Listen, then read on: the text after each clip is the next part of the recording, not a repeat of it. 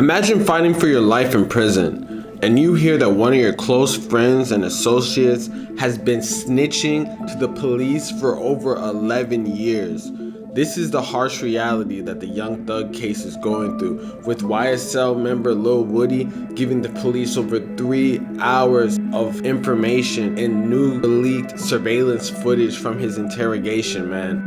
This story is even crazier than the average person realized because Lil Woody is not a saint. We gotta get into the story of Kenneth Copeland, aka YSL member Lil Woody, and how this will affect the case. Man, let's get into it right now. But before we do, I'm gonna need y'all to like, comment, subscribe. We're gonna run up this video, man. Make sure y'all check out the merch link in the description at staysafeworld.com and turn on post notifications. Let's get it.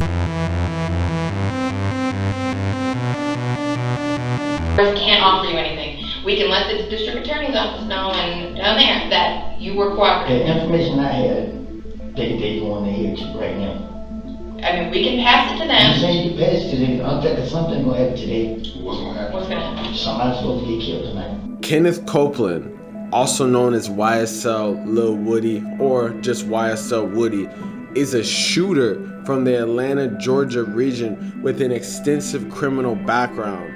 Being one of the first people associated with YSL, he became close with the YSL founder and sort of rose throughout the ranks, man.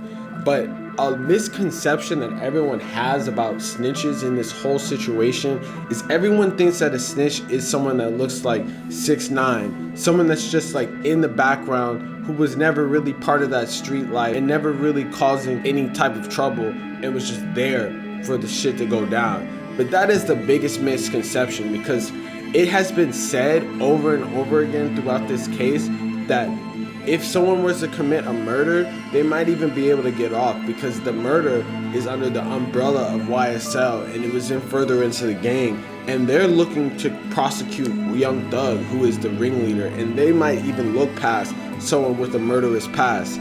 And that is exactly where Kenneth Copeland, aka Lil Woody, falls. Lil Woody actually has an extensive criminal background. It's not like this guy wasn't really putting in work in the streets.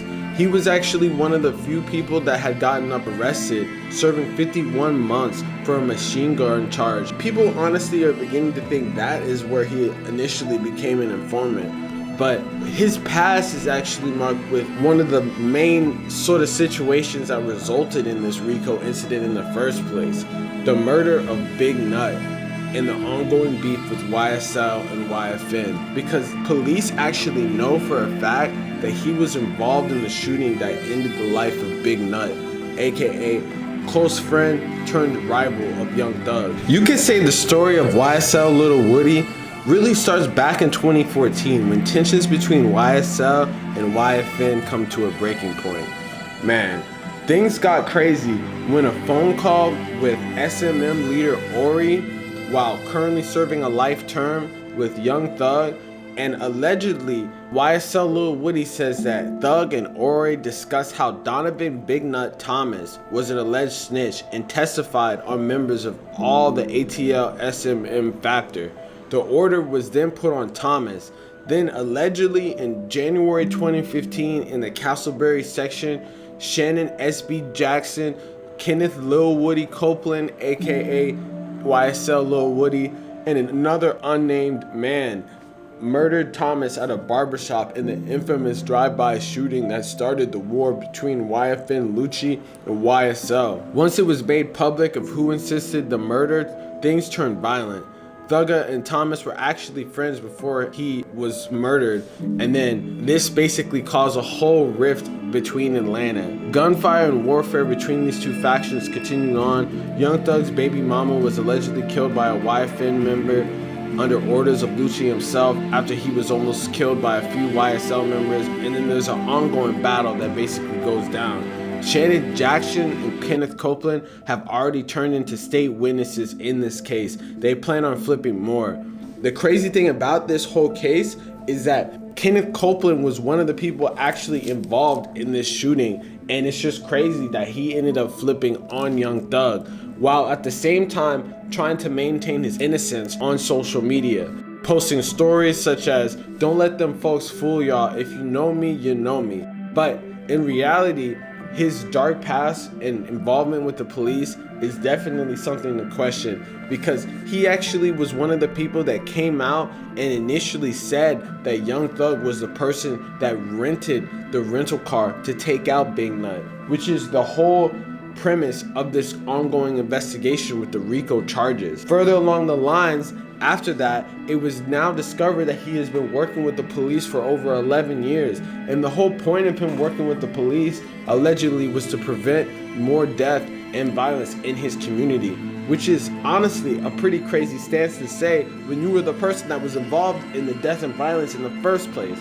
Now, honestly, we can't even decide really if Young Thug had anything to do with this whole shooting situation. Just because he rented the car allegedly doesn't even mean that he knew what was going to go down, and these people could have done it himself.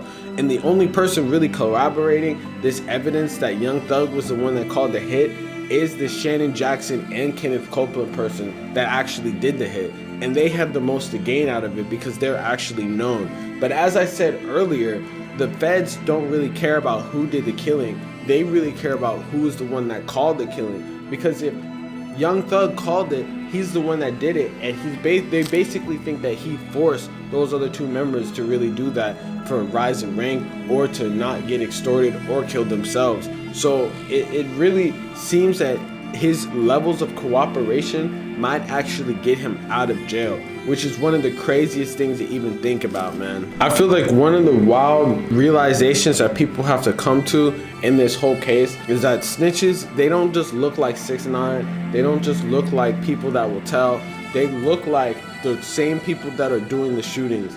And oftentimes, when people are backed into a corner, they don't have adequate lawyers or money to pay for lawyers or any type of representation. The only person that's going to reach out to try to help them is the state. And ultimately, that's how they become state witnesses.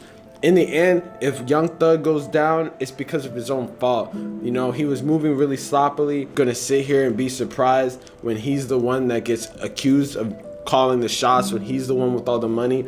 It makes no sense, man. And all in all, it would definitely be because he wasn't focusing on the task at hand. But at the end of the day, even if that is true or if it isn't true, there's no reason why he should be doing this type of shit in the first place, you know, because it's like you're really just destroying your neighborhoods, and on top of everything, you have millions of dollars. There's no reason for you to still be in the streets, man. It's just stupid. At the end of the day, there's people that are in the streets that would die for the position that he was in. So if he ultimately gets caught up, it's no one else's fault but himself. And he was the one that allegedly had all the power and the ability to cause these type of situations, man. But it's just crazy that the people that you could be working with and your closest collaborators could be the people that are wishing for your downfall. But this is nothing new. And this is why people say the streets is dead. It definitely is, man. Because at the end of the day, you're just going to be the victim of your own choices. And you could try as much as you want to try to get out of those. But if the result of your choices is someone else getting killed for something that has to do with some stupid gang shit, at the end of the day, man, you're gonna ultimately be the one that pays the price. And there's no way that you're gonna get out of that shit. There's too many cameras, too much evidence, too many paperwork, too much things that tie you together that people are never gonna beat these cases, man, especially when they're on drugs and sending messages. And the fact that all this information is public information, it's looking like an open shut case, man. But hey, let me know in the comments what y'all think about that shit, man. Real say shit. You already know what's going on. Make sure you like, comment, subscribe, man. Peace.